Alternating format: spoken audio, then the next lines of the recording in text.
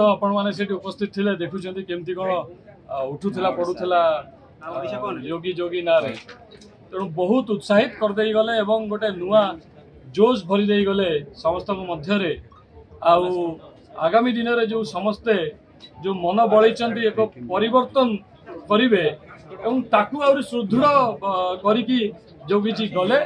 एवं एमिति भाबरे सी आमर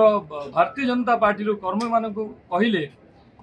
जे निश्चित भाव में यहाँ आगामी दिन में मोर आहरी आत्मविश्वास बढ़ी जाउची जे आम केन्द्रापड़ा अंचल आमर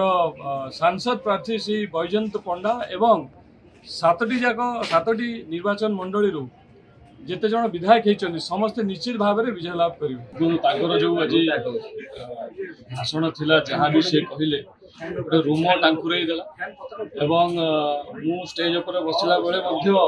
मोर आखिरे पानी चली आसला से जो भली भाव में उत्साहित कले गोटे विश्वास देले आगामी दिन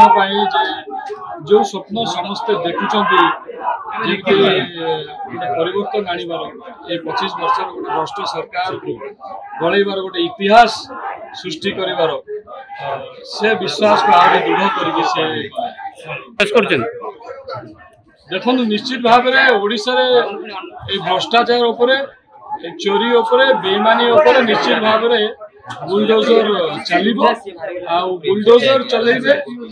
ओडिशा रो प्रत्येक भोटर ओडिशा रो प्रत्येक भाई भौणी जो माने परिवर्तन चाहूचंती से माने बुलडोजर निश्चय चले।